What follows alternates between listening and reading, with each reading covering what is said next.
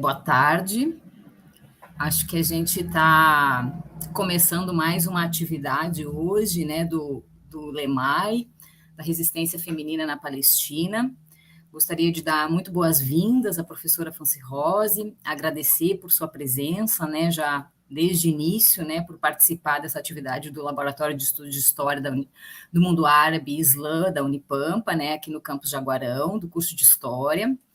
Seja muito bem-vinda. Ficamos muito gratas, né, pela sua presença. Então, eu vou fazer uma breve apresentação da professora Franci Rose, né?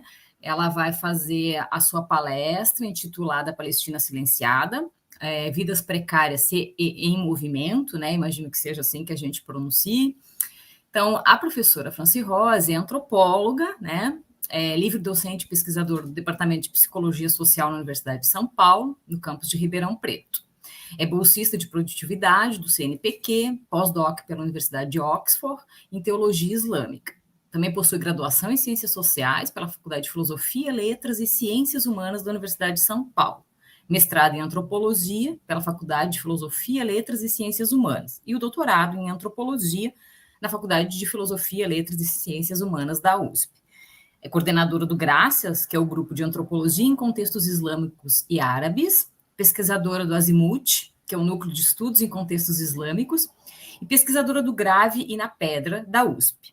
A professora tem experiência na área de antropologia e com ênfase em teoria antropológica, atuando principalmente nos seguintes temas: Islã, mulheres muçulmanas, antropologia da performance e antropologia visual e metodologia.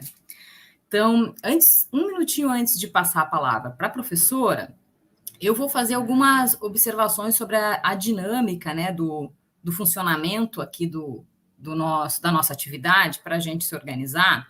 A proposta é que a professora possa falar entre 45 minutos e 1 hora. Portanto, as perguntas, né, para quem está assistindo, podem ser colocadas no chat a qualquer momento, né, ali no chat do YouTube, que depois, ao final da fala, a gente vai apresentá-las para a professora, tá? Também só para avisar que o formulário de presença ele vai ser disponibilizado no final da fala, né, da professora. Então, diante disso, eu agradeço novamente a professora por estar aqui com a gente e lhe passo imediatamente a palavra. Obrigada, Letícia, por essa apresentação generosa. Quero agradecer ao grupo, né, de pesquisa, Laboratório do Mundo Árabe e Islã, ao Edson, ao Henrique e à Gabi, né, pelo esse convite muito querido, né, de estar me chamando aqui para falar de um tema que é muito caro para mim. Eu costumo dizer, gente, estão chamando a pessoa errada, porque eu não sou uma pesquisadora de Palestina, sou uma militante da causa palestina, né? Eu costumo dizer aos amigos que eu sou uma brasileira naturalizada palestina e que isso é uma das falas mais importantes. Se tem algo importante a se fazer no mundo, é a defesa da causa palestina. Então, o que eu preparei hoje para vocês, né? Fiquei pensando muito do que foram 3 dias, né? Hoje é o 3º dia de mulheres falando sobre a Palestina. Geralmente você vê homens falando, e agora, assim, uma galera de mulheres falando sobre a Palestina, trazendo questões políticas, questões sociais, né? E isso é extremamente importante na formação acadêmica de meninos e meninas e menines, né? De todo mundo, e principalmente aqui no Brasil, que a gente tem um desconhecimento muito grande sobre a causa palestina, sobre quem são os palestinos. Haja visto o que aconteceu, né, esse final de semana, que quando teve o jogo do Brasil, um rapaz saindo do campo, lá tinha o neto do Tite, pegou o neto do Tite, ele com a bandeira da Palestina, e o Luciano Huck, né, desses deve ter visto essa polêmica, ele em nenhum momento, quando ele vai falar desse gesto bonito, ele fala um rapaz com a bandeira da Palestina, ele fala um rapaz árabe, mas ele, obviamente, sabe que aquela bandeira é a bandeira da Palestina. E aí a gente se pergunta, se essa pessoa estivesse fazendo algum ato de violência, ele esqueceria que a bandeira era a bandeira da Palestina? Certamente que não. Então, acho que são para essas coisas, para esses que parecem detalhes, né, que não são detalhes, né? Isso faz parte de um epistemicídio da causa palestina. Uma outra coisa que eu queria começar falando, eu queria dedicar toda essa minha fala à minha aluna que não pôde estar presente, né, este evento, que é a Jan Sadiq Adi, né, que é palestina, grande militante, pesquisadora da causa palestina, né, então eu dedico essa fala, né, em nome dela e de todas as pessoas que lutam pela causa. Eu vou compartilhar com vocês, que é praticamente um roteiro para eu não falar 3 horas, tá, gente? Porque sabe como que é a professora, né? Deixa eu ver aqui. Tinha dado tudo certo na hora do ensaio, estava dando tudo certo. Agora a gente já não está dando tudo certo. Vamos ver, vamos voltar.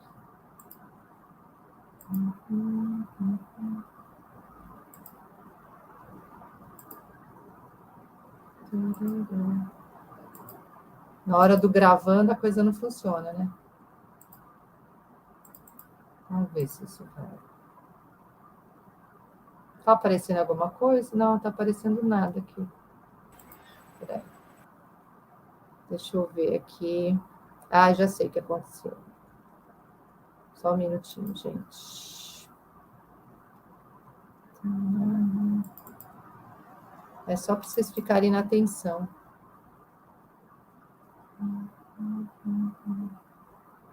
São 320 palestras, tá, gente? Eu fechei a palestra, por isso que não está aparecendo.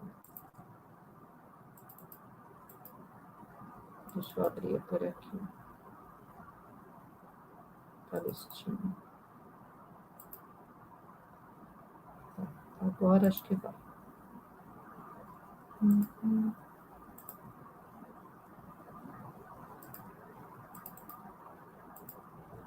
Conseguem ver?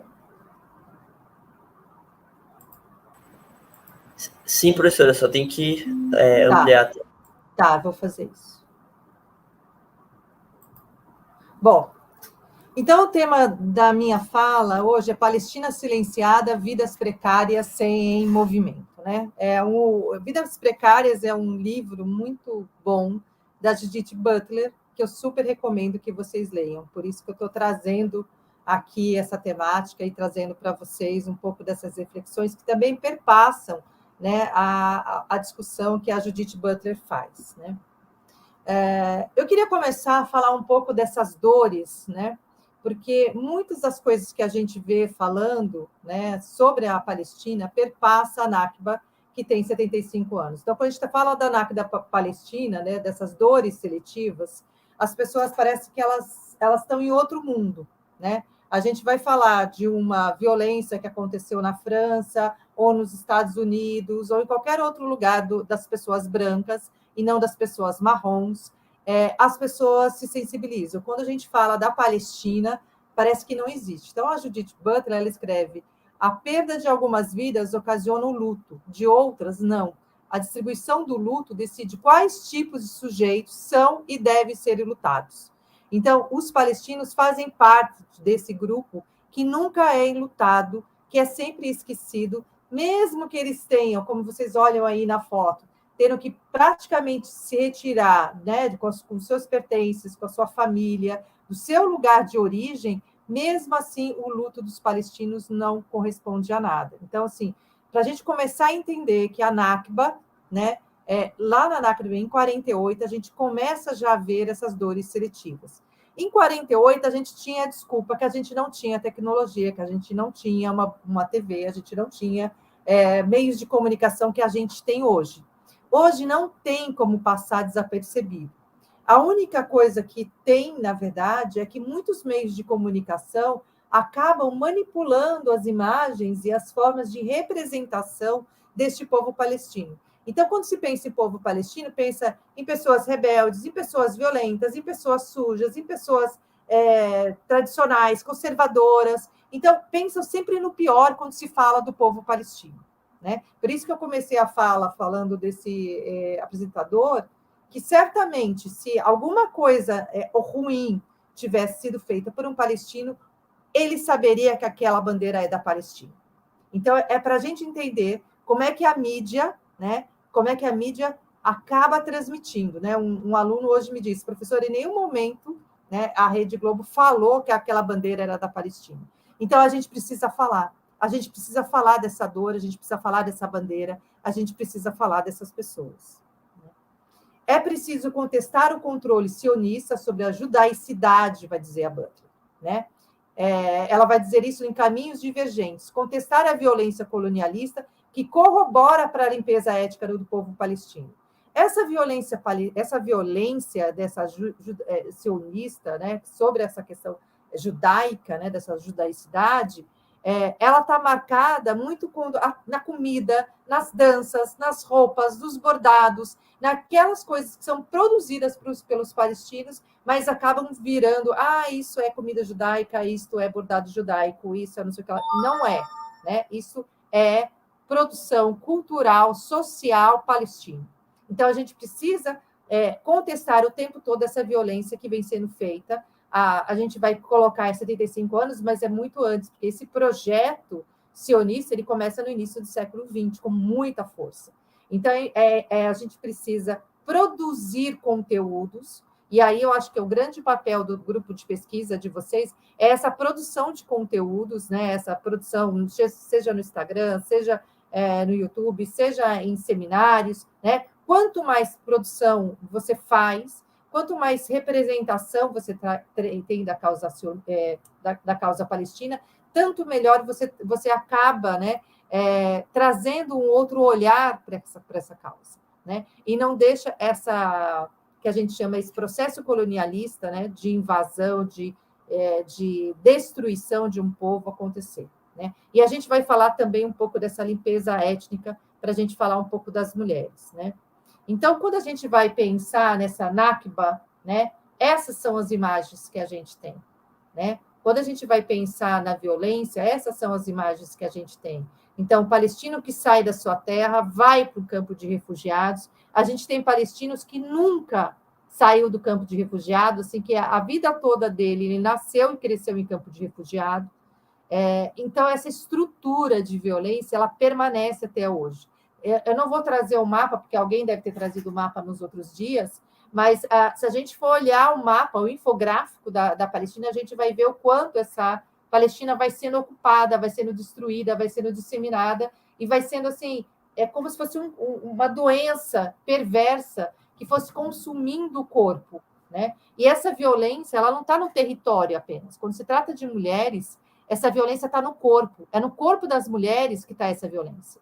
Né? A gente vai ver algumas questões aqui a respeito disso. São violências que atravessam o corpo, que atravessam a noção de território, e esse território também é o corpo feminino.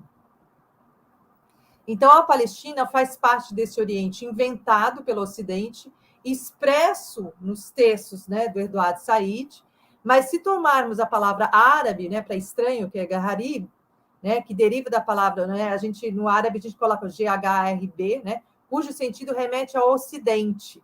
Então, ele é estranho para quem? Para o Maghrib, né? Porque o Maghrib, né, que é a mesma raiz, né, que é o pôr do sol, você tem o estranho. Então, nós estamos nos referindo a este povo como povo estranho, né? No sentido oposto, na origem, o esquisito é o ocidental. Se a gente for olhar, né, do lado de vista dos palestinos, o Ocidente é que é o estranho. Este mesmo Ocidente esquisito contribui para o silenciamento de mortes de palestinos.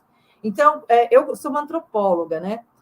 Os antropólogos, eles têm uma maneira peculiar de olhar as questões, sempre do ponto de vista da construção de alteridade. Então, eu não posso entender as mulheres palestinas se eu não construir essa relação com as mulheres palestinas. Eu preciso entender, eu preciso fazer a minha escuta participante, eu preciso fazer a minha observação participante, eu preciso entender qual é a lógica dessas mulheres de permanecerem na luta.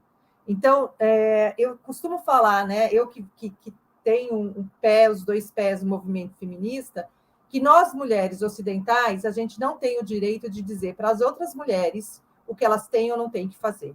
Que nós, mulheres brancas ocidentais, a gente não tem o direito de dizer para as outras mulheres o que elas estão fazendo está certo, está errado. Então, o meu feminismo e a maneira como eu luto pela causa palestina é justamente tentar compreender essas lógicas de resistência, porque a gente está falando de um povo que resiste, né, de um povo que luta, mas ele persiste e resiste, principalmente quando se tratam de mulheres, né? No começo da organização desta fala, né, dessa apresentação, eu fiquei imaginando que eu não deveria usar imagens de violência. Depois eu digo, não, eu tenho que usar as imagens de violência, porque é isso que o povo não enxerga, é isso que o povo não vê. Hoje eu assisti uma palestra no meu curso, uma professora da USP, Adriana Alves, né, uma mulher negra, ela deu um exemplo de uma criança perdida no metrô de São Paulo, ela pode morrer, uma criança negra, porque é muito raro você ver alguém acudir uma criança negra. Se for uma criança branca do olho azul, várias pessoas vão aparecer para acudir. Mas se é uma criança negra, muito dificilmente uma pessoa vai lembrar de acudir aquela criança e de se lembrar que aquela criança é uma criança, né? Então, a cor de pele define. Os palestinos, a mesma coisa. Do ponto de vista mundial, a violência que acontece na Palestina, e essa é mais uma que eu trouxe para vocês, e é para olhar mesmo, porque é disso que se trata de crianças feridas, de pessoas em desesperos, de casas destruídas, e as pessoas passam do lado e fingem que não vê. E aí, quando finge que não vê, não é só o Ocidente, os povos árabes, de modo geral, fingem que não vê. A Arábia Saudita finge que não vê. Muitos outros países fingem que não vê o que acontece. O Egito finge que não vê. Então, muitos países fingem que não vê a Palestina e a causa da Palestina, né? E a Butler, ela pergunta, por que existem vidas não vivíveis? E eu diria, por que não existem vidas visíveis? Então, quando a gente está falando da vida, a vida do palestino, ele vale nada diante do cenário internacional, né? Aí eu queria falar de um movimento, né, Yara Mary, eu não sei se vocês já ouviram falar, que é um movimento de mulheres que se une, né, no mundo todo. Eu participei, acho que em 2019, acompanhando a movimentação das meninas, 2018, 2019, e que eu acho que é importante, porque as pessoas pensam assim, o fato de ser da Palestina, não há movimentação de mulheres. Gente, há muita movimentação de mulheres. As mulheres estão na luta desde sempre. Mas a luta das mulheres não necessariamente é como nós imaginamos a luta, nem sempre é da mesma forma, com as mesmas energias, com as mesmas armas, porque é outra situação. Mas existe um grupo paralelo, né, como o You Are Mary, que faz, né, constantemente, eu sigo também no Twitter, vou sempre acompanhando as postagens das meninas, né, no Instagram, no Twitter, porque elas estão ali sempre se mobilizando, mulheres, né, e aí é uma referência a Maria, mãe de Jesus mesmo, né, desta luta e dessa resistência que passa pelo corpo da mulher, pela resistência feminina, né? É uma campanha internacional de apoio às mulheres alcaldes. Então, o que a gente vai ter? Então, na tradução da língua portuguesa, ficou Somos Todos Maria. É formado por um grupo de pessoas interessadas a ajudar mulheres que sofrem justiça no mundo, mas que acreditam que a paz mundial virá a partir de Alcades, né? Que é um grande centro, né, que respira, né, os palestinos. Por isso, o apoio sistemático a essas mulheres que sofrem problemas semelhantes ao de Maria, mãe de Jesus, né? No caso dos muçulmanos, se refere a profeta Jesus, não filho de Deus, né? Que teve que sair de sua região de origem por conta da perseguição sofrida. As organizadoras deixam claro que é preciso que todas as mulheres se levantem contra a opressão de Marias existentes na região de Al-Qas, de toda a Palestina invadida. Então, assim, é um movimento muito interessante, e eu, como feminista, sempre falo, né? O Ahmed Shahada, que é presidente do Ibraspal, eu sempre brincava com ele, falava assim, não tem mulher aqui, não tem mulher ali, e aí ele me trouxe esse movimento, lá, professora, a senhora não queria estar no movimento de mulheres e tal, porque é sempre o questionamento que a gente tem, né? Onde estão as mulheres? Onde estão as mulheres do Afeganistão? Onde estão as mulheres? Elas estão lá, gente, e elas estão lá lutando, né? E elas estão lá chamando outras mulheres para a luta. Então, acho que isso é uma das coisas mais importantes que a gente tem sempre que ter em mente, que essas mulheres, elas não são passivas, elas não estão passivas, e elas não são essas mulheres oprimidas, e aí eu digo como muçulmana e como pesquisadora de Islã que sou, que essas mulheres que as pessoas dizem o tempo todo que são oprimidas, não são oprimidas, né? É assim, assim, elas não são mais oprimidas do que nós, né, no Ocidente, ou mais ou menos violentadas que nós no Ocidente. Elas também estão na luta, elas também estão nessa resistência, né? E aí uma reunião dessas mulheres, né? O objetivo da campanha é chamar a atenção para diversas situações pela qual passam mulheres, as constantes humilhações que sofrem diante do Estado sionista de Israel. As frases da campanha são escritas em inglês e árabe para que tenham a maior repercussão na sociedade mundial. Então, assim, é um trabalho que elas vêm fazendo já. Eu conheci a partir de 2019, que eu vou acompanhando nas redes, né, as campanhas e as maneiras como elas vão fazendo intervenção. Porque é aquilo, né? O mundo sionista ele está dominado, ele domina a mídia social. Né? Os sionistas ele dominam, né? Israel domina, é o poderio da comunicação. O trabalho que a gente faz, os trabalhos que os grupos de pesquisas fazem, é um trabalho de formiguinha. É um trabalho de quem está engateando. Então, se a gente não une forças, né? E constantemente, eu fiz uma postagem agora no Twitter e aí recebi uma notificação. E aí eu até brinquei, deve ser porque eu estive Palestina muitas vezes hoje, né? Então, é silenciado. Por isso que eu falei de vidas precárias que são silenciadas. E nós estamos falando de um presídio a céu aberto, porque é disso que se trata, de pessoas que são violentadas o tempo todo, em todas as circunstâncias acontece essa violência, né? E aí eu vim trazer um pouco dessas mulheres na intifada, né? A gente fala dos períodos, né, de luta da causa palestina, né, as intifadas, né, os levantes que teve de 87 a 93, de 2000 a 2004, como se a gente invisibiliza as mulheres, como se as mulheres não existissem, né? E as mulheres estavam ombro a ombro com os homens nos movimentos de rua, ou na organização de suas casas, sendo fortes e resistindo a todo tipo de violência cometida pelos seus algozes sionistas. A presença feminina foi tão grande na primeira intifada que 1/3 das mortes foram de mulheres. Então, assim, quando a gente está na coisa da compreensão dessa luta, a gente sabe que essa mãe palestina, que essa mulher palestina, ela está ali guerreando lado a lado. Ela está ali fortificando a sua comunidade lado a lado. É claro que há a presença muito... Eu acho que o Islã contribui, de certa forma, com a luta dessas mulheres, porque dá aquilo como uma luta que não é uma luta só pela terra, mas é uma luta também pelo seu espaço, né? Pelo seu espaço divino, pelo direito à sua dignidade, por todos os ensinamentos alcorânicos, né? De que você tem que respeitar o outro, de que você tem que dar espaço para o outro, de que não há compulsão na religião. Então, acho que tem um ensinamento da paciência, o sofrimento como sempre lembrado a partir da paciência. Então, eu sofro, né? Outro dia eu estava falando para uma pessoa, né, que está passando por um sofrimento, eu disse, lembra aí a tua ancestralidade, a tua força palestina que está dentro de você. Então, quando a gente lembra disso, quando a gente lembra, até nós que não somos palestinos, mas somos naturalizados palestinos, é essa força, né? É uma mulher com o dedo na cara de um soldado sionista, né? Gritando e falando as verdades que tem que se ouvir. Então, você vê muitas cenas assim. Isso é resistência, né? Isso não é pouca coisa, né? Você lutar do lado, né? Você ter seus filhos, você ter sua casa invadida o tempo todo, e você ter que resistir, você ter que colocar para o outro essa resistência, não é pouca coisa, né?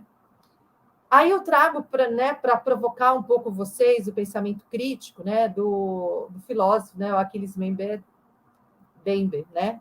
Quem vendeu o seu livro Necropolítica, né, que é um ensaio de 2006, gente, vocês podem baixar pela internet, que é fantástico. Quem não leu, leiam, né? Que são razões políticas, que a expressão máxima da soberania reside em grande medida no poder e na capacidade de ditar quem pode viver e quem deve morrer. Então, ele está fazendo diálogo também com a Judith Butler. Quem vive? Quem é visível? Quem vive e quem é visível, né? Então, quando a nossa sociedade decide quem vive, né, remetendo agora à palestra da manhã, né, saiu uma pesquisa na época da pandemia, que bebês negros eles morrem mais que brancos nas mãos de médicos brancos. Então, assim, é para a gente pensar a respeito disso. É para a gente pensar no racismo, no colonialismo, na violência de gênero, né? Quem é que pode viver nessa sociedade? Quem é que tem a soberania? Quem é que tem o direito à vida? Quem é que tem o direito à visibilidade? Então, a necropolítica, ela faz exatamente isso. A gente viveu 4 anos de necropolítica. Inshallah, dia 1º de janeiro, a gente vai virar essa página. Mas foi 4 anos de violência. Quem não achou que foi violência não teve vivendo nesse mundo. Estava vivendo no mundo de paz e amor, de algum encantamento. Mas foram 4 anos de necropolítica. A Palestina está 75 anos vivendo uma necropolítica, né? Com privação de tudo que vocês possam imaginar. Aqui mais uma foto da intifada, né? Desse período que os meninos começaram a fazer as barricadas, e aí, a partir dessas barricadas, começou esse levante, né? esse movimento, porque chega um momento, né, da vida das pessoas que as pessoas não aguentam mais a passividade. As pessoas não aguentam. Eu lembro de uma vez, saindo de um cinema, assisti um filme e que tinha a coisa do Marte, né, do homem-bomba como Marte, e aquilo me intrigava. E uma vez eu conversando com uma pessoa, e aí ela dizia assim, quando não sobra mais nada de luta, você faz o quê? Quando não sobra esperança, você faz o quê? Você precisa chamar a atenção das pessoas. Você precisa ir, né? É o extremo, né? Mas as pessoas estão colocadas numa situação extrema o tempo todo. As pessoas estão sendo colocadas num sistema de violação de direitos humanos o tempo todo, né? E quem que sou eu para julgar uma situação extrema de uma pessoa que está no desespero? Ela está querendo dizer alguma coisa, né? Então, acho que é para a gente entender que determinadas lógicas, né, de vidas que as pessoas estão passando é um extremo. É lógico que cada tempo que passa, essa Palestina vai se reinventando, vai criando outras estratégias, porque hoje nós temos o meio de comunicação. Hoje a gente, menos, né, bem ou mal, a gente consegue ampliar essa divulgação, né? Aí o Said traz alguns pontos que eu acho que são bem interessantes para a gente pensar, né? A Palestina não é uma causa apenas árabe e islâmica, ela é importante para muitos mundos diferentes, contraditórios, mesmo que se intercruzem. É uma causa justa que deve permitir que os palestinos alcancem e mantenham a superioridade moral. Existem diferentes tipos de poder, e o poder militar é o mais evidente. Não se trata só de manter uma força militar poderosa, mas de organizar a opinião pública. Simplesmente nunca aprendemos a importância de organizar nosso trabalho político, de modo que, por exemplo, o norte-americano médio não terrorismo, cada vez que se diz a palavra, né, Palestina, né, até vou mudar, palestino. É isso que a gente vê acontecer. Então, quando a gente vê um comunicador de televisão olhar para uma bandeira palestina e dizer que é um árabe, e não dizer com todas as palavras é uma bandeira da Palestina, ele está falhando. E nós estamos falhando quando nós silenciamos isso. Porque esse povo está morrendo por conta do silêncio, né? Por conta das violações de direitos humanos, mas também por conta dos nossos silêncios, né? Acho que eu virei, peraí. Né? Então, o palestino, o fato disso não ter sido compreendido é parte da tragédia atual, né? A gente precisa compreender, né, que esse sistema de silenciamento, que esse sistema de violência, ele perdura e ele traz esses muros da vergonha, porque isso é um muro da vergonha que percorre território palestino, né? E que a gente silencia. Era para a gente estar todo dia, diariamente, postando na rede social alguma coisa sobre a Palestina, alguma coisa que acontece na Palestina. Em inglês, em francês, em espanhol, em árabe, não importa a língua, porque as pessoas precisam conhecer essa tragédia humana, né? Então, não adianta operar a política irresponsavelmente no mundo dominado por uma superpotência, sem contar com um profundo conhecimento e familiaridade com essa superpotência. Os Estados Unidos, sua história, suas instituições, suas correntes. Os Estados Unidos não são um monolito, né, ele vai dizer. Temos amigos e temos possíveis amigos. A coexistência é a nossa resposta ao exclusivismo e à beligerância israelenses. Então, isso é um dos tópicos, né, colocado pelo Eduardo Said. acho que nós, como palestinos, podemos dizer que deixamos uma visão, uma sociedade que vem sobrevivendo a todas as tentativas de matá-las. Então, e ele estava falando de um lugar, de um pensador que morava nos Estados Unidos, um pensador privilegiado, né? Que, embora tenha nascido na Palestina, foi criado fora da Palestina, né? Se formou como pessoa cidadã em outros lugares, e isso traz sempre essa reflexão de que lugar é este, que sociedade é essa, que mundo é esse. Então, colocar o dedo na ferida, eu acho que é a nossa grande responsabilidade social, né? Aí, voltando para o Bembe, né? Se a nação de biopoder é suficiente para a compreensão das maneiras contemporâneas em que a política, através da guerra, faz do assassinato do inimigo objetivo primeiro e absoluto, né? Essa é a nossa noção de biopoder, né? Que a guerra, né, faz o assassinato do inimigo objetivo primeiro e absoluto. Qual é a nossa compreensão de política? Qual é a nossa compreensão da opressão, do colonialismo, né? Certamente que sim. Quando se trata da violação de direitos vivida por palestinos, o necropoder, né, é uma tese pós-colonial que está fincada nos pressupostos da crítica ao colonialismo, e a Palestina ocupada é fruto dessa colonização racista e genocida promovida pelos ocupantes sionistas.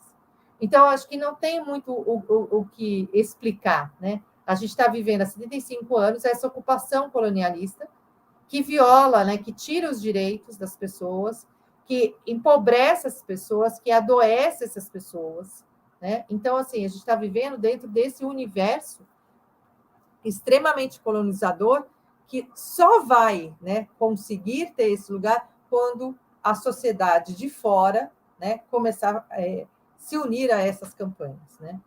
Então, a gente traz aqui forças... Eu podia trazer forças de mulheres, de várias mulheres palestinas, né? Eu posso citar a Soraya Mislé, eu posso citar brasileiras, né? A Rajan Sadiq, né? Eu posso citar todas as pessoas que estão vinculadas, de alguma forma, ao Ibraspal, à FEPAL, a todos os movimentos de lutas pela causa palestina, as pessoas que estão ali, de fato, interessados na luta, né? Então, a representação da mulher, hoje, eu fico pensando assim, quando olho para Leila Ali Khaled, eu fico olhando para ela e para as fotos e para a história dela, né, que ela nasce exatamente nesse período, né, ela cresce nesse período da Nakba, a gente tem esperança.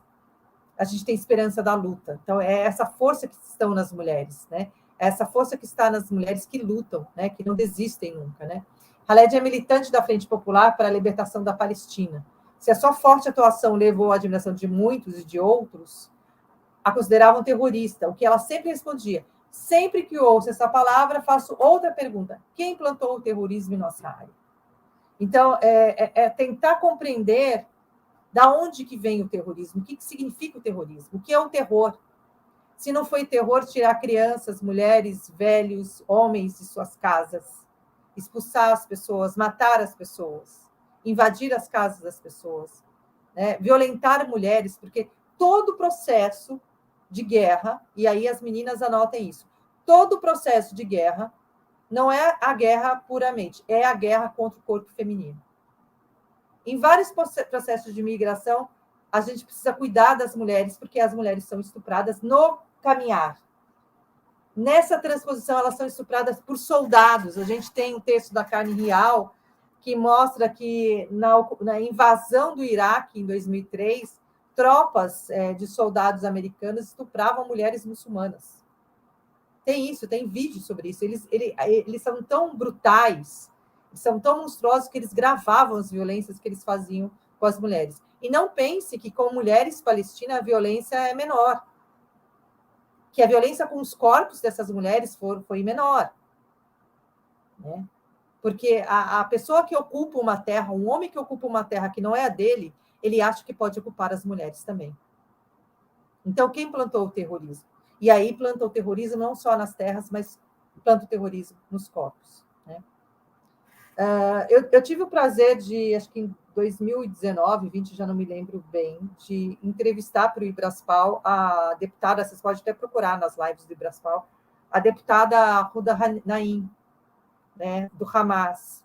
né? Eu tenho uma admiração profunda, assim, pela luta, pela integridade, pela resistência, pela força, né? De quem tem um papel político e sabe que esse papel político é importante, que tem uma resistência, né? Que tem a sua família, que tem os seus filhos, né? A sua família, toda a sua ancestralidade junto, né? Os seus descendentes, né? E está ali na luta. E ela traz algumas... eu tentei resumir, né? Porque a minha fala, ela está presente em vários textos que eu escrevi, né? Quando eu mandei o resumo, até falei assim, eu vou revisitar esses textos opinativos que eu escrevo. Esse ano, acho que foi o único ano que eu não escrevi sobre a Palestina, né? Mas todos os anos, assim, desde 2000, sei lá, enquanto bolinha, eu escrevo texto. Até tenho um projeto de pegar esses textos e produzir um livrinho, né, sobre esses textos que eu escrevi. Mas eu tentei trazer algumas coisas da Ruda, né? Ela revela que partiu da iniciativa de mulheres venderem suas joias, né, seus ouros que elas tinham em casa, para ajudar na ocupação. A contribuição feminina vem de todos os âmbitos, afirma a deputada do Hamas. Seja em casa, cuidando e incentivando a família, na política, no martírio. Isso é extremamente importante, gente. Um palestino, quando ele nasce, ele não tem medo de morrer pela sua casa. Porque ele sabe que ele vai morrer de alguma maneira. Então, o martírio, né, para quem é muçulmano, se uma pessoa no Islã morre por uma situação justa, né, por uma coisa que estava fazendo bem, você vira um mártir, se for da vontade de Deus. Então, a questão do martírio é uma questão até assim, não que a gente pode dizer fulano é mártir, mas, por exemplo, aquela enfermeira que vocês devem lembrar, né, na Marcha do Retorno, foi assassinada, ela estava ali trabalhando, trabalho humanitário dela, e ela foi assassinada, e não me diga que aquele tiro foi ali por acaso, né? Eles miraram naquela moça, ela é uma mártir, porque ela morreu fazendo o trabalho dela, né? Então, a mãe palestina, né? E aí a Ruda, ela traz isso com muita força, né? Muitas mulheres estiveram presentes na grande marcha do retorno, algumas mulheres morreram por essa causa, uma caminhada de 6 semanas saindo de Gaza à fronteira com Israel. Não foi apenas de um partido político, foram de todos os partidos políticos, né? Com opiniões diferentes, se uniram contra a ocupação, afirma Naim. Então, assim, são as mulheres, né, construindo essa ponte, construindo essa realidade, fazendo essa realidade ser pensada, né? Um outro exemplo que eu lembrei de trazer e que eu acho que aí tem a força não só da mulher palestina, mas da mulher muçulmana também, porque são mulheres, né? A gente sempre olha, e o Ocidente tem essa mania de achar, ai, coitadinha das mulheres de véu, ai, coitadinha das muçulmanas. Gente, terá de coitadinha, tira a coitadinha da cabeça de vocês. As violências de gênero, elas acontecem em qualquer contexto social. Não é com roupa ou sem roupa, as mulheres estão sendo violentadas no mundo. Ponto. Eu posso estar aqui de burca, eu vou estar sendo violentada. Eu posso estar sem roupa, eu vou estar sendo violentada. Aonde há homem, há o patriarcado, há a violência de gênero. Né? Sinto muito. É isso. A nossa luta é contra essa violência de gênero, contra o patriarcado, é derrubar o patriarcado. Né? Então, a gente tem a live de origem palestina, também sofre resistência de outros colegas de partido, óbvio. Né? Acho que homem quer ceder o espaço para as mulheres, né? Quando se trata de defender a Palestina, mas agora nem ela e nem sua companheira de luta, né, a Ilhan Omar, estão mais sozinhas na construção dessa representatividade palestina e islâmica formada por mulheres. Então, a representação feminina ela é extremamente importante. Hoje, nessa aula que a gente teve, na minha disciplina que chama Mulheres, Poder, minha e da professora Anne, chama Mulheres, Poder, Universidade... Mulheres, Ciência e Universidade. É isso. Talvez tenha trocado, mas é essa disciplina. Uma professora convidada trouxe um mapa de professoras titulares e professores titulares da USP. As mulheres são 30% dos titulares da Universidade de São Paulo. Então, a gente tem o quê? Uma presença maciça de homens em todos os lugares. Então, a gente tem que falar disso, né? Então, quando a gente está falando da luta, da representatividade, né, a gente tem muito mais mulheres palestinas no curso superior que homens. E isso as pessoas não falam. A gente tem muitas, não muito mais, mas a gente tem 80% da população de mulheres, do Irã têm nível superior, mas isso as pessoas não falam. Então, a gente tem uma ilusão, né, de que tudo aquilo que permeia o Islã exclui as mulheres da educação e exclui as mulheres da luta. Não é verdade. Né? E aí, para trazer um pouco para eu falar um pouco da minha cereja do bolo, né, que é as mulheres no Islã. É comum na história do apagamento, do silenciamento de mulheres, mas ao contrário de que muitos pensam, no Islã, desde o século VII, as mulheres ganharam um lugar de destaque, inclusive na guerra, na política, na ciência. Aisha, esposa do profeta Muhammad, né, que a paz seja com ele, foi um grande combatente, além de médica e transmissora de mais de 2.000 hadis, que são os ditos, as falas do profeta, que foram validados por sábios, inclusive. Levar as mulheres à guerra era também uma estratégia para que os homens não desistissem das batalhas. Além de serem elas que cuidavam dos feridos, da alimentação, e muitas também guerreavam. O universo feminino nunca foi de acomodação, mas sim o da ação propulsora que mobiliza a sociedade e suas lutas.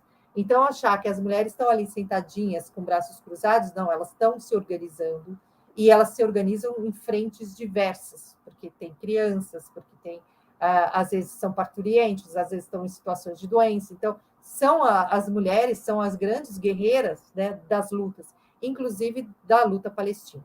Né? Então, o Tom da Rocha, né? E a luta, e uma luta que persevera, né? Uma luta que não se desiste, não se afasta, e não devemos silenciar jamais. Aí eu trago uma outra autora que eu gosto muito, que eu super recomendo aí, que é a Saba Mahmood, que é uma das minhas autoras prediletas, assim, de feminismo islâmico, e da questão de trazer as questões das mulheres no Islã.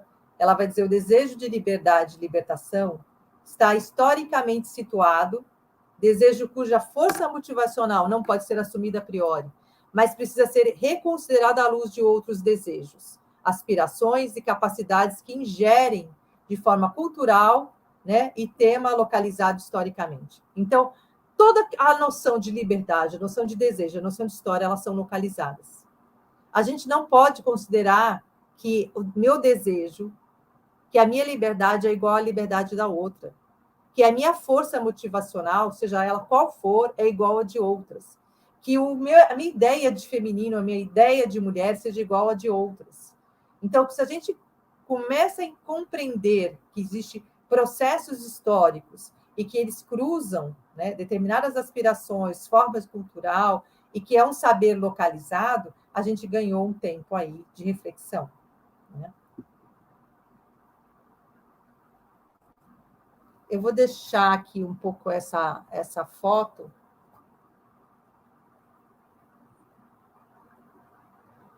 Porque são corpos desse genocídio palestino que acontece há 75 anos. Né? São pedaços, alguns são até pedaços de corpos, que eu fui ampliando e fui vendo outras fotos. Então, é desse silenciamento que a gente tem que tratar. Né?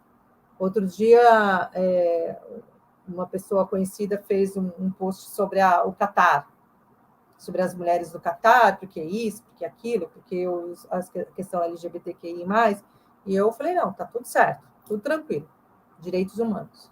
Mas eu queria saber onde estava você quando os direitos humanos, onde estavam os seus direitos humanos, quando as crianças na Palestina eram queimadas com fósforo branco, em 2014. Quando as mulheres eram assassinadas. Quando o povo palestino, ele vai se aleijando com as bombas que são jogadas. Eu quero saber onde estão os seus direitos humanos, quando em 2014 morreram quase 3 mil palestinos, sendo desses 500 crianças. Então, é desse silenciamento que a gente precisa falar.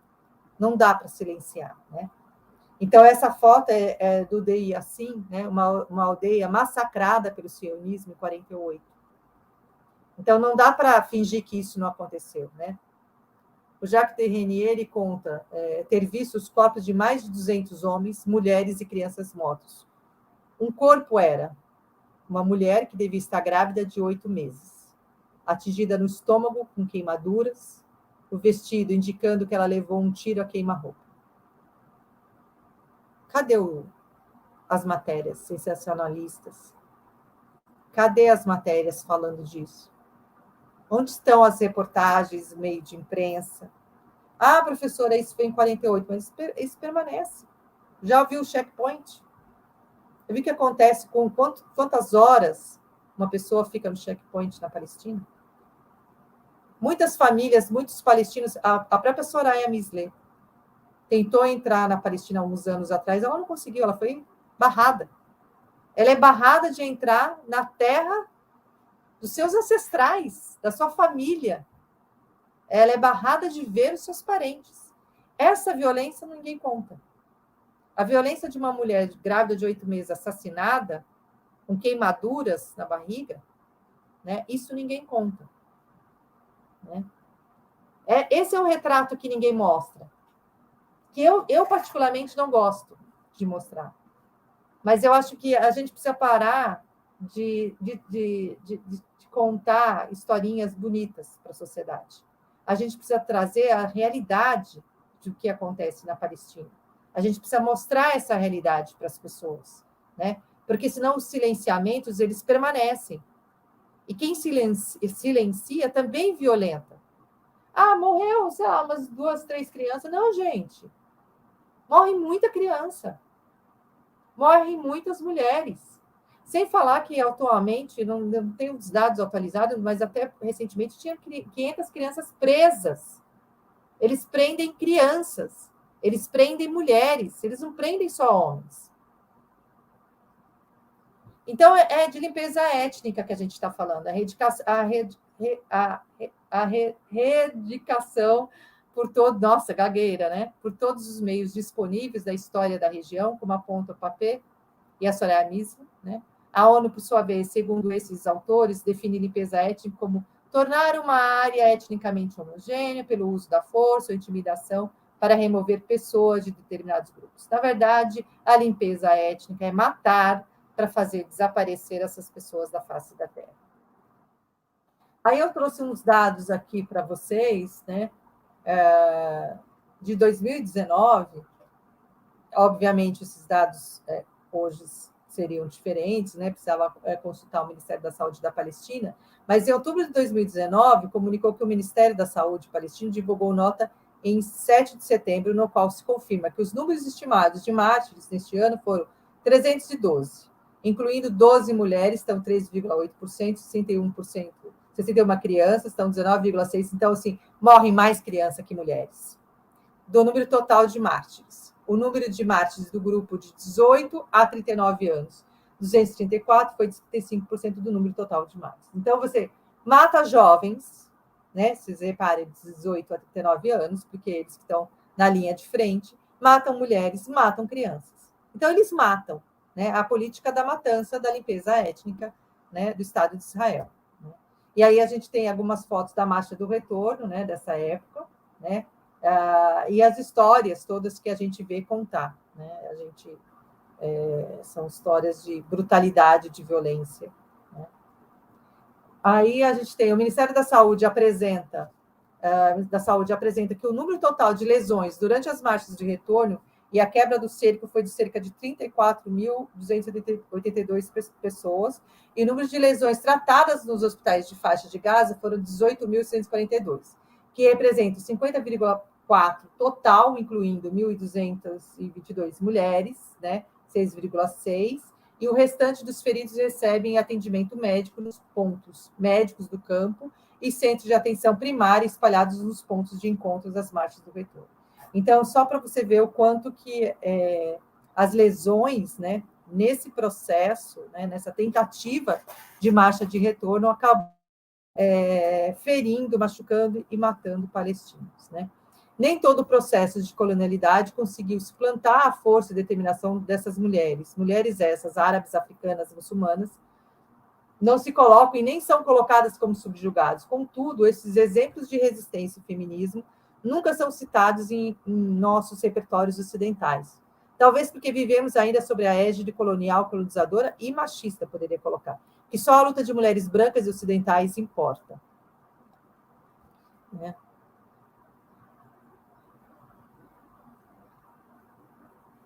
Vou tirar aqui só para a gente... trazer algumas coisas, mas o que eu queria trazer para vocês, assim, eu falo, não sei se deu para entender, mas é que existe uma resistência extremamente forte, potente, de mulheres palestinas. Elas são capazes de preparar os seus filhos de modo a resistir. Então, a resistência, e aí eu posso dizer tranquilamente, ela perpassa também a formação religiosa delas, a formação islâmica delas, né? De entender esse processo, de aceitar o destino, de aceitar o Qadar e de continuar na luta, né? Então, acho que é extremamente importante a gente ter isto, né, forte, porque ser ativista, ser militante, ter que colocar o dedo na ferida, né? E aí, o dedo na ferida são os números. São os números de mortos, são números de mulheres que são violentadas, são números de processos de violências, né, que esse povo passa cotidianamente. Não basta só uma reflexão acadêmica, de livros, de defesa de tese. Então, a gente precisa disso também, mas a gente precisa trazer uma consciência, né, uma conscientização de como esses processos podem ser desenvolvidos, de como esses processos podem ir para além, né, desses contextos. Eu vou parar por aqui, deixar aí aberto para vocês, para a gente poder dialogar, e agradeço já muito, né, poder ter compartilhado com vocês um pouquinho dessa história. Ok, obrigada, professora. Acho que é uma fala muito inspiradora, assim, eu aqui fiquei pensando uma série de coisas, né, para gente que faz as leituras sobre feminismo decolonial, né, contra essa ideia de que se pode colocar de uma forma homogênea as diferentes formas de viver, né, o feminismo, o gênero, as violências de gênero. A sua fala é muito inspiradora. Eu vou ler algumas das questões e depois eu acho que eu também vou querer participar um pouco desse diálogo, que está muito bom. A gente tem uma pergunta, a primeira pergunta é da Gabriela, né? A Gabriela coloca a seguinte questão, né? Dentro do Islã, qual a posição das mulheres em relação à vestimenta do véu? Né? Vejo que essa vestimenta gera muitos debates e até mesmo muitas desinformações. Então, como as mulheres árabes se posicionam e o que elas pensam sobre estas percepções ocidentais? O quanto essas percepções geram polêmica e também o quanto isso é um símbolo para o olhar do Ocidente como uma forma de subalternidade. Eu não sei se a senhora prefere responder por parte, assim, uma pergunta, ou quer que eu leia mais de uma pergunta? Acho que eu vou juntando duas, né, para não me perder. Eu acho que vou juntar essas duas, a do véu e das mulheres árabes, né? Tá. Acho que vou começar então, por aí. Ó, gente, a coisa do hijab, acho que é a questão mais importante do planeta, né? Qual o problema de estar de lenço? Para quem é o problema? Qual é o sentido do lenço? Né? Ontem um homem, aí até uma amiga falou assim, 0 dias de homem fazendo omisse, né? Um homem me escreveu que, gente, eu tenho um problema na coluna, tem que me mexer sempre. Mas um homem me escrevendo que eu estava no século XXI, que eu não precisava estar usando esse negócio, porque eu estou no Brasil e tal, não sei o que lá. Gente, hijab, o que é? Hijab é esse lenço da cabeça e uma vestimenta modesta, né? Então, geralmente, uma roupa de uma baia. Então, as roupas que as palestinas usam, né, aqueles vestidos mais largos, é o hijab completo. É o lenço na cabeça e um vestido que a gente chama de abaia mais aberto. No Ocidente não dá para sair vestindo assim. Se eu me vestir assim por aí, vão dizer que eu sou radical. As meninas da França, quando se vestem assim, de abaia e de lenço, elas são consideradas pessoas radicais. Então, gente, as mulheres muçulmanas, elas sofrem violência tudo que é lado. Se elas sofrem violências, porque, obviamente, algumas devem sofrer violências dentro de casa, das suas famílias, sofre violência fora de casa. Então, a violência está em tudo que é lugar, cruza o corpo da mulher o tempo todo. O que a gente precisa entender é que o lenço, ele é a devoção a Deus. Uma mulher que escolheu, no meu caso, que eu escolhi fazer uma devoção a Deus, porque está escrito no Alcorão, e eu faço esse entendimento, ninguém tem nada a ver com isso. Se alguém escolhe uma religião tal e prega a sua religião e assim, não prejudica ninguém, né? Porque a minha religião me ensina assim, não há compulsão na religião, então eu não tenho que ficar fazendo proselitismo religioso. Se alguém me pergunta, eu respondo. Se alguém me convida, alguém fala... E quando eu vou falar do Islã, eu falo de uma forma extremamente acadêmica. Né? Então, a relação das mulheres com o lenço é um sinal de devoção. Né? E gera debate por quê? Porque há os debates... Então, vamos dar um exemplo, né? O Irã, né? Que é a bola da vez agora é o Irã, então nós vamos gastar o Irã aqui, né, como exemplo. Pode ser o Afeganistão também. Né? A burca, vou para o Afeganistão, que a situação é mais simples. A burca não está no Alcorão. Ela não foi instituída. Deus não falou, use burca. Que Deus disse assim, cubra a cabeça, cubra o corpo, faça uma visita, deixe o rosto e as mãos e os pés de fora. É isso que está no Alcorão. A burca foi inventada pelas mulheres. Numa região ali entre Paquistão e o Afeganistão, da própria tribo Pashto, que era uma região que tinha muitos homens e as mulheres queriam sair sem ser observadas. Aí a mulher vai lá e inventa essa porcaria dessa burca. Pronto, instituiu. Elas começaram, aí veio o Talibã, tá bonitinho, vamos instituir, porque essa vestimenta, tarará, tarará. Pronto, tá dado. Então, assim, existe o dilema, porque assim, toda a sociedade, as mulheres, eu falo assim, a religião é uma coisa individual. Eu preciso dar sentido para aquilo. Se aquela mulher no Irã não deu sentido para o lenço, aquele lenço não tem validade nenhuma. Porque para os teólogos, não estar de lenço é estar pecando. Como bebida alcoólica, como carne de porco, né? Tudo isso é um pecado. Todo mundo faz pecado. Né? Todo mundo tem um haram na vida. Né? Mas isso fez com que muitas mulheres não entendessem, né? Porque não foram ensinadas, porque eu não acredito em ensinamento que te obriga a alguma coisa. Aquilo que te obriga a alguma coisa, eu já pulo fora.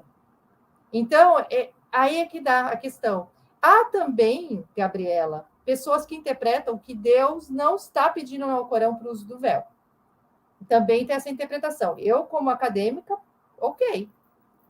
Perfeito, porque existem leituras literalistas, leituras fundamentalistas, leituras reformistas.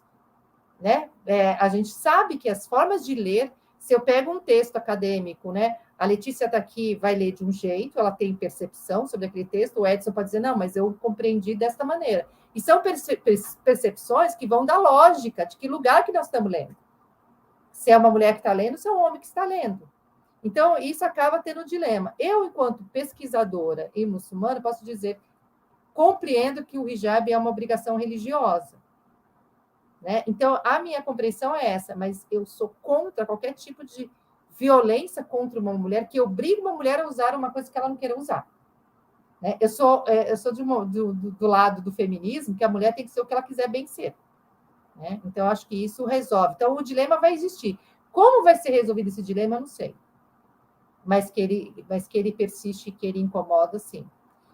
O pessoal estava perguntando como as mulheres árabes se posicionam e o que elas pensam sobre essas percepções ocidentais. Olha, eu posso contar um pouco a partir das perspectivas de pesquisa. Né? Tem muita mulher que não pensa nada. Elas não sabem nem o que é o Ocidente. Então, o Ocidente, para elas, é nada.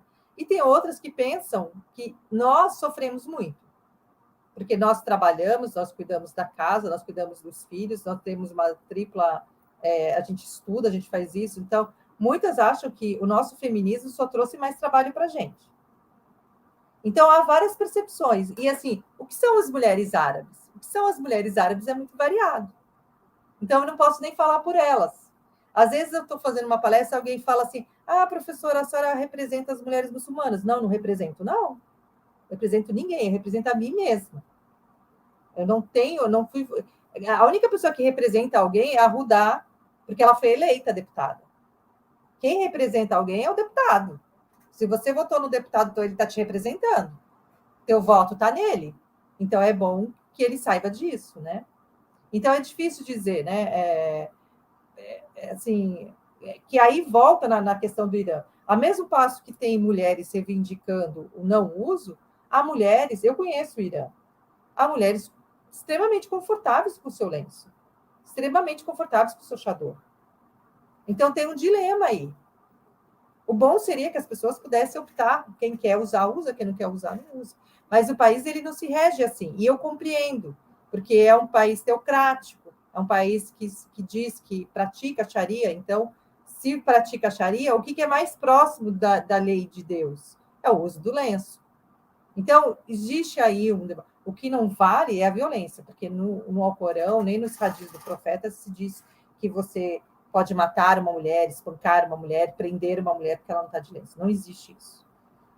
Aí, o quanto isso é um símbolo para o olhar dos... É essa? Eu acho que a gente, se a senhora permitir, tem uma outra pergunta da Gabriela, que eu acho que daria para a gente ler agora, que seria quais os principais impactos, né, que as mulheres árabes refugiadas para o Brasil sentem quando chegam na América, né, na América Latina, e quando entram em contato com a cultura brasileira. E aí eu acho que ela complementa essa mesma pergunta, e como essas mulheres veem a nossa cultura, né? Como ela se sente no sentido de, por vezes, serem tratadas como se o tempo todo precisassem serem salvas, né? Olha, eu participei na Câmara dos Vereadores, um tempo atrás, de uma atividade sobre refúgio, né? E aí falei algumas coisas que eu vou falar aqui agora e depois eu vou contar o que a vereadora falou no final. Eu acho que existe um problema sério, Gabriela, que as pessoas chegam, as mulheres principalmente, muitas acabam passando por violências nesse trajeto. A gente pensa que é simples, né? Sei lá, vou sair da Síria, né? Se ela não está dentro de uma família nuclear de proteção, algum tipo de violência ela vai acabar sofrendo. Seja assédio moral, assédio sexual, alguma coisa essa mulher acaba passando, né? Então, isso é uma questão. A outra coisa, quando chega aqui e ela começa a se estruturar, essa mulher, ela acaba indo para uma escola para aprender a língua portuguesa e vai com os filhos. Ela acaba ficando sobrecarregada, porque a mulher, ela tem uma capacidade de estar ao lado dos filhos aprendendo uma língua, e o marido, o pai da criança, às vezes não tem, porque se sente envergonhado. Não pela sua incapacidade de aprender. Então, ela acaba fazendo um trabalho duplo de ser imigrante, porque ela fica entre o marido e os filhos, né? Porque ela está ali aprendendo a língua e ensinando, né? Ali ajudando o filho a aprender a língua, e o marido não aprende a língua. Então, é uma dificuldade muito grande. Há muitos processos, algumas acabam tirando lenço, outras permanecem de lenços. Há muita dificuldade, porque hoje em dia eu imagino que o Brasil esteja mais preparado, no sentido assim, de quem trabalha com os imigrantes árabes muçulmanos. Mas depois que eu vi falando, né, durante um tempo sobre essas mulheres migrantes, a vereadora vira para mim, mas você falou sobre tudo isso, mas eu ainda me sinto constrangida quando eu vejo uma mulher muçulmana na rua.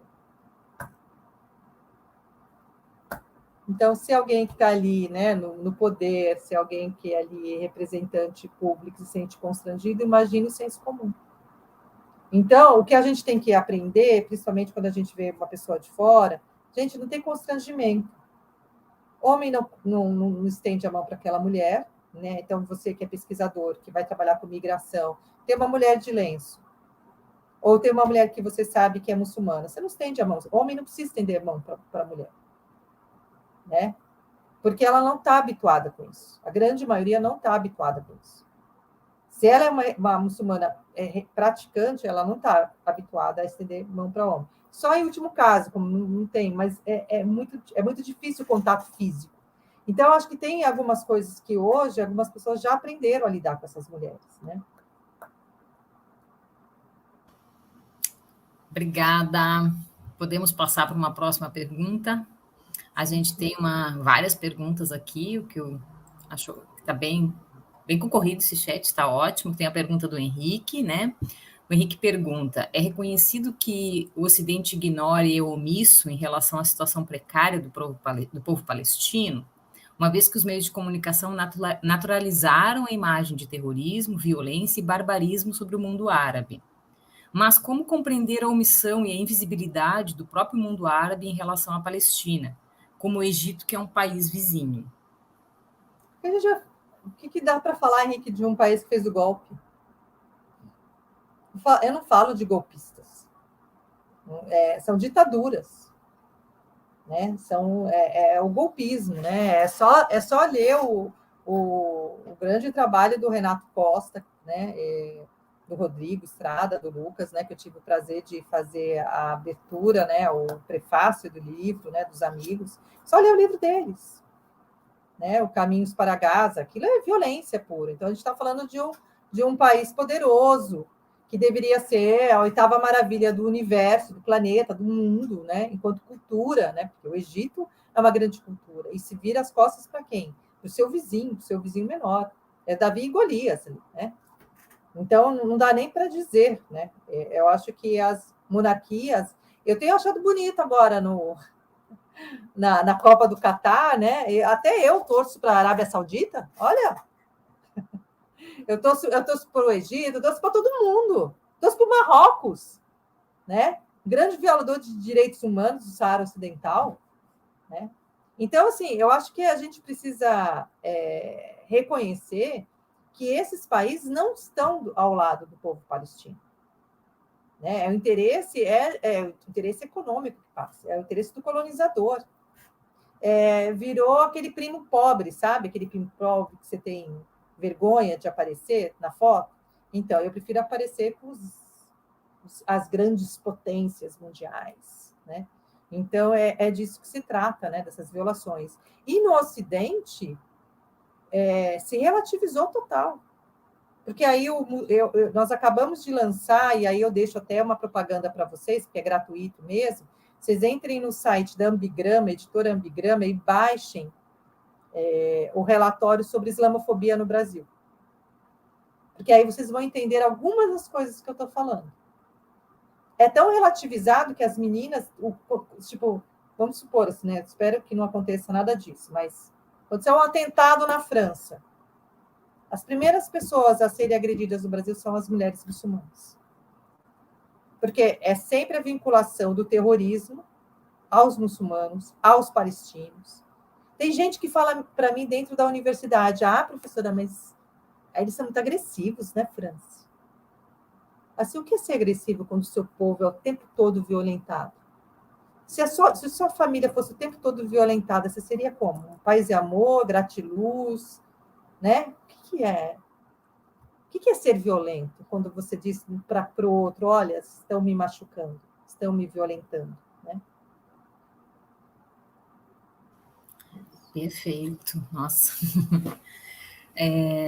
Vou passar então para uma próxima pergunta, é a pergunta da Mariana. A Mariana diz obrigada, né, por sua fala, eu sempre um prazer te ouvir. Eu acompanho as suas redes sociais há algum tempo e aprendo muito com as questões que você compartilha e tenho acompanhado cada vez mais. Mulheres brasileiras e muçulmanas que têm compartilhado conteúdos muito interessantes sobre a Palestina e de maneira bastante didática. Daí a Mariana pergunta: você acredita que é possível afirmar necessariamente que há um ativismo digital em relação à Palestina consolidado entre brasileiras e brasileiros? Eu acho que sim, Mariana. Mariana, obrigada, hein, por você me acompanhar. Eu acho que a gente está crescendo.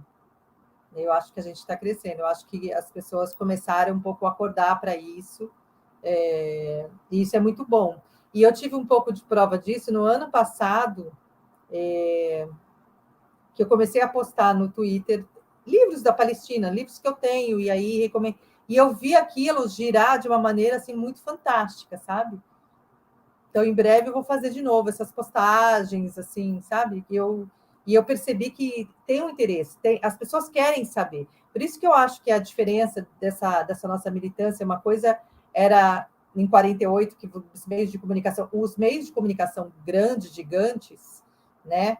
Eles ainda são bem restritos. Mas até falo para vocês, gente, faz uma hashtag assim, responde Luciano, para o Luciano Huck responder. Era a bandeira da Palestina. Porque isso é muito representativo.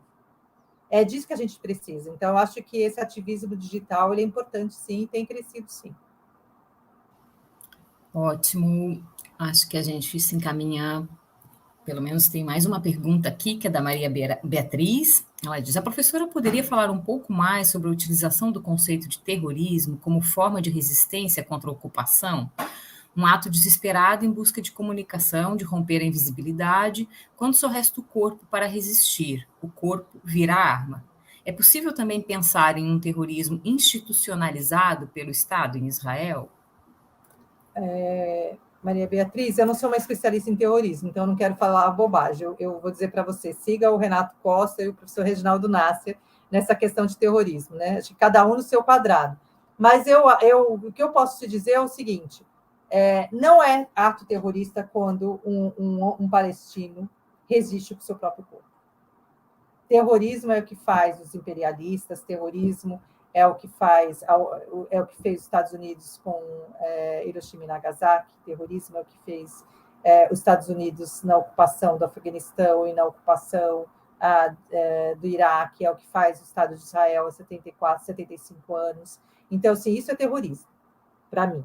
Então, quando um palestino, que isso não tenha acontecido mais, né? Mas quando havia essa prática, né, do próprio corpo se tornar mártir, isso para mim é resistência. Então, é essa força da resistência. Eu não tenho mais arma, não tenho mais pedra. Que povo é esse? A gente pegar as intifada, que povo é esse que luta com pedra na mão, gente? Eu vou chamar isso de terrorismo? Eu só posso chamar isso de resistência, de luta. Né? Então, você tem lá todo o esquadrão do outro lado, né? E você tem garotos com pedras na mão, com paus e pedras na mão. Então, assim, não dá. Né? Mas, certamente, o Estado de Israel é um Estado terrorista, institucionalizado totalmente. Né? Isso está marcado. Não teria 30 checkpoints para vistoriar pessoas, para vistoriar mulheres, vistoriar crianças, idosos. Né? A perversidade de fazer uma pessoa 2, 3 horas ficar ali naquele checkpoint para voltar. Eu esqueci de colocar para vocês uma foto de checkpoint. Aquilo lá é uma brutalidade. Que democracia é essa? Então, assim, são determinadas situações que a gente vê acontecer e que a gente não pode nunca silenciar. Né? Obrigada, professora. Eu acredito que a gente não teve mais perguntas no chat, né? Se tiver mais alguma, ainda há tempo de fazer.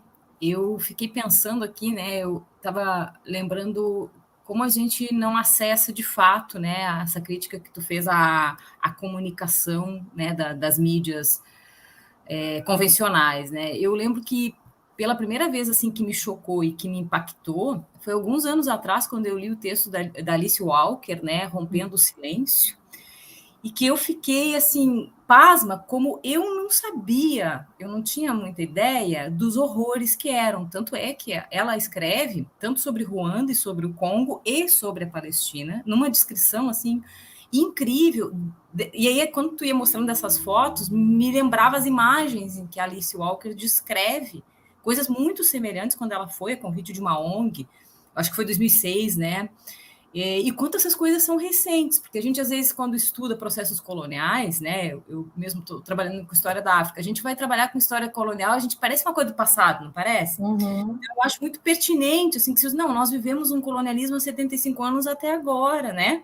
Ou seja, nós não cessamos processos coloniais. Eu acho que isso é muito interessante e que me fez ficar pensando, né, no quanto a gente tem uma omissão, de fato, de conhecer essas coisas, né? Eu fiquei fazendo várias pontes com o texto, né, Rompendo o Silêncio da Alice Walker. Isso seria uma questão, e a outra que me gusta muito, né, da sua fala, e que eu ontem, inspirada, assim, né, pelo convite de participar aqui, eu li seu texto, né, sobre a vista da islamofobia de gênero, porque me interessa muito discutir essa percepção muito ocidental de gênero também, né, professora? Acho que é um debate que a gente precisa fazer naquilo que seriam aqueles, como diria o Boaventura, os lugares ao sul do mundo europeu para discutir outras perspectivas de gênero, né? Eu tenho me agradado muito a ler as mulheres africanas também, sabe? A Yoronke, né, que vai falar a invenção das mulheres, assim, tipo, gente, desculpa, gênero é uma categoria ocidental europeia, que talvez não comporte todos os universos dos formatos de gênero, né? Então achei interessantíssimo quando diz assim, nossa, as muçulmanas são muitas no seu texto, com muitas formas de existirem, que é quase como se a gente dissesse que as cristãs, ninguém diz isso, né? As cristãs são iguais e homogêneas em seu comportamento enquanto mulher. Mas quando a gente fala das muçulmanas, a gente coloca elas sempre naquela ideia de submissão, de vítimas do machismo, como se toda mulher fosse vítima de um machismo, como se não houvesse resistência feminina dentro do mundo muçulmano. E achei isso muito legal. E aí me lembrou um outro texto, assim, fiquei muito inspirada com a sua fala, que é o da Lila Bulugor, né, sobre as beduínas, que é um diálogo, assim, ó, muito, agradeço muito com a sua fala, porque eu acho brilhante essa relação da gente precisar diversificar a ideia de que gênero é uma categoria universal, né, pelo menos tensionar isso. Então, eu lhe agradeço, assim, queria até que, se puder falar um pouco, eu lembrei no seu artigo que você cita a nossa, ainda bem que não se elegeu, a Ana Amélia, né, que cita a Al Jazeera como uma TV terrorista. Eu nem... Eu não lembrava disso, que dramático. Ai, nossa. Mas olha, obrigada. Estou fazendo aqui coisas que me inspiraram muito. Não, mas é muito... eu nem citei a Laila Bulugut dessa vez. Geralmente eu cito, né? E amo de paixão, assim. Mas essa questão Sul-Sul, hoje, novamente, eu falo para os alunos toda a aula. Eu começo a ler um trabalho de trás para frente. Eu começo pela bibliografia. E eu sempre digo para os alunos, diga quem você está lendo, que eu direi quem você é. Eu estou tratando de um tema da mulher muçulmana, e eu estou lendo só Simone de as Beauvoir. americanas. Cara. Então, vamos fazer a retrospectiva. O ano passado, aconteceu uma coisa naquela época do Talibã. O Talibã voltou ao poder, e aí começou fotos de mulher muçulmana de mini saia e frases da Simone de Beauvoir. Como se o Afeganistão tivesse de mini saia. E como se aquelas mulheres quisessem saber o que escreveu Simone de Beauvoir. Gente, eu me irritei tanto com aquilo que eu fiz um post que viralizou tanto, né? Foi uma loucura, né? Eu nunca mais faço post sem pensar 3 vezes. Mas viralizou de uma tal maneira que depois disso foram 53 entrevistas falando sobre isso. Que o problema não é a roupa da mulher. Né, que Simone de Beauvoir não dá conta, que aquelas mulheres no Afeganistão têm um grupo feminista chamado Hawa, que elas não chamam de grupo feministas. Né, que esse grupo é um grupo que já existia desde a época da guerra da Rússia. Ela é de 87, se não me engano. Então, assim, essas mulheres, elas nunca foram passivas. Que ideia que o Ocidente tem, esse Ocidente branco? E aí aquela discussão da Laila, quer dizer assim, vamos salvar mulheres. Você não vai salvar ninguém de nada, filha. Seu feminismo não dá conta. O texto que eu publiquei ontem, não sei se vocês chegaram a ler, saiu ontem, nem lembro o nome do artigo, você vê como milhões de coisas fazendo. Mas tem a ver um pouco dessa história das mulheres agora, na Copa, né? Está na revista Holofote, né? E aí, assim, era problematizando novamente. Não dá para achar que todas as mulheres pensam da mesma maneira, que as lutas não são iguais. O que quer uma mulher palestina hoje não é a mesma coisa que a França quer. Tenha certeza disso.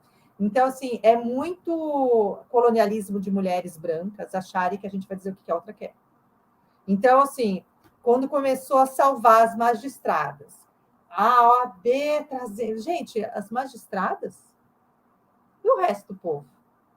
Então, acho que tem essa discussão que você traz, Letícia, é fundamental, é isso mesmo. E a gente tem que criar um debate decolonial, inclusive um debate decolonial sobre a causa palestina, porque a gente deixou tudo na mão dos americanos, falando sobre a Palestina. Eu quero ouvir os palestinos, eu quero ver os pesquisadores sul-sul, eu quero ver o Reginaldo Nasser, que ele está escrevendo sobre a Palestina, eu quero ver o que o Edson está escrevendo sobre a Palestina, eu quero ver o que esse grupo está escrevendo sobre a Palestina, porque são perspectivas que não são perspectivas dominantes. Porque na hora de encontrar, vocês devem lembrar, né, quando você teve o 11 de setembro, logo depois, os Estados Unidos disse que membros da Al-Qaeda estavam em Foz do Iguaçu. Então, assim, começam a criar documentos, começam a criar uma produção tipo de textos e de violências que não existem. Por quê? Porque a gente aqui está no sul-sul, aqui, a gente está produzindo pouco. E a gente tem que produzir bem, a gente tem que produzir na língua deles, e a gente tem que mostrar a cara e dizer que não é bem assim, né? Então, eu acho que aí é um jogo de questões que são importantes. E as mulheres perpassa isso, o debate decolonial, de que e eu estava, essa autora africana, eu nunca consigo falar o nome dela, e as alunas... Eu acho que é Yorunque, porque eu assisti uma fala Yorunque. dela organizada pela editora dela no Brasil, aí o pessoal pronunciava Yorunque, eu segui falando assim também. Yorunque. E aí, toda vez que eu vou falar dela, eu ligo para um amigo meu, como é que fala o nome dela mesmo? Assim, porque o meu nome já é uma complicação, né, que eu tenho um respeito pelo nome alheio, né? Mas é fantástica a discussão que ela faz. De que gênero é esse? E eu acho que as mulheres africanas passaram por coisas assim também, de uma tentativa de encaixar a categoria gênero. Para todas nós que não somos europeias, a categoria gênero acaba sendo colocada como algo universal, né? A Françoise Verger lembra também, né? Enquanto vocês estão discutindo aborto, voto, nós estamos sendo esterilizadas. Então, acho que as demandas também de gênero, elas não são as mesmas. Exatamente. E eu lembro de um documentário, que esqueci agora o nome, que eu passo para os meus alunos, e de uma menina brasileira que resolve viajar por vários países da África. E ela se depara com uma africana, não lembro se era no Congo, não lembro se era acho que era no Mali, que ela falava francês. E aí ela falava, e ela era a segunda esposa. E essa brasileira, nossa, mas assim, ela se sentiu diminuída, que a outra era a segunda esposa. E ela falou assim, nossa, você tem um marido só para você? Por quê? E a outra ficou assim, né? Assim. Ela olhava, mas por quê? Você tem um marido só para você? Então, assim, coisas que não passam na nossa cabeça. E aí, eu, como antropóloga, adoro isso. Né? Eu também. Você sabe que eu conto para os meus alunos de História da África uma história que ela é contada pelo Alberto Costa e Silva, do encontro da mulher dele com uma mulher que era muçulmana e africana, numa embaixada na África, não vou lembrar onde muito bem, talvez na Nigéria. E que a mulher do embaixador africano pergunta para a mulher do Alberto: ei, mas como é que vocês fazem para suportar sozinhos um homem? Deve ser muito maçante. Então, ela inverte, né? Ela inverte tudo, eu acho genial, porque assim, somos nós que não queremos você sozinhas, né? Exatamente. Tem uma outra que falou para uma amiga minha, fez uma pesquisa durante um ano, antes da guerra da Síria, passou um ano na Síria, e essa Síria, que era a segunda esposa, ou primeira esposa, não lembro, e falava para minha amiga, mas Gisele, mas como assim?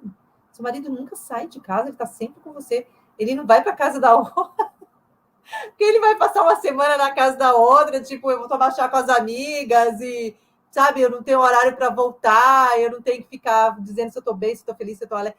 Então, assim, é muito diferente. É lógico, a gente não vive nesse mundo, a gente não foi educada dessa maneira, a gente não tem essa formação, né? Não sei se um dia teremos e tal, mas é interessante pensar que há outras formas de ser mulher e ser feliz. É disso que se trata. Há outras formas de ser mulher e resistir. E não é porque não estão na luta, eu não preciso estar com a arma na mão, eu não preciso estar com uma bandeira na mão. Há formas de resistir que são também tanto quanto importantes na vida. E acho que é disso que se trata quando a gente fala também das mulheres palestinas, né? Eu acho lindo, maravilha. Eu acho que é um diálogo aqui que a gente poderia ficar conversando, né, durante muito tempo. Mas eu acho que a gente poderia, né? Não sei se a professora gostaria de fazer mais alguma colocação, senão também vou convidar o professor Edson, né, para fazer o fechamento, né, desse trio de eventos sobre a resistência feminina palestina. E de minha parte, assim, agradeço muito a professora. Acho que foi um diálogo muito inspirador, pelo menos acho que dá para a gente pensar em resistência feminina e outras formas de se pensar gênero. Foi brilhante. Muito obrigada e vou passar a palavra, então, para o colega Edson. Muito obrigado, Letícia, muito obrigado, professora, fantástica a sua fala, interessantíssima, né? Enriqueceu a tarde, enriqueceu o evento. Eu acho que não me cabe muito mais a não ser fazer um encerramento aqui, e esse encerramento basicamente em forma de agradecimento, né? Agradecer a participação do público que nos acompanhou através do canal do YouTube. Eu espero que essas palestras elas também possam ser vistas por um público maior posteriormente, uma vez que elas permanecem gravadas.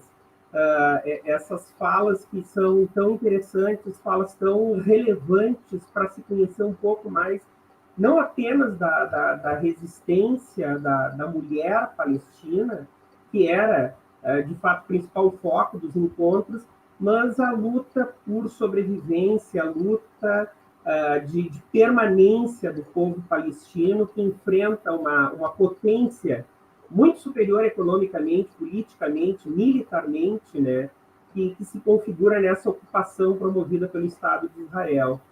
Eu creio que o LEMAI, enquanto um laboratório discente de uma universidade pública, uma vez mais ele cumpriu o seu objetivo, organizando e promovendo a socialização de conhecimento de um tema que, no nosso ponto de vista, não diz respeito apenas aos palestinos, nem apenas ao mundo árabe, mas a toda e qualquer pessoa que tem um mínimo de empatia e que seja capaz de reconhecer essa tragédia humana que dura 75 anos, se nós formos passar a prestar, né, contar essa situação a partir da Nakba, né, com um processo sistemático de privação de direitos, de expulsões, de limpeza étnica.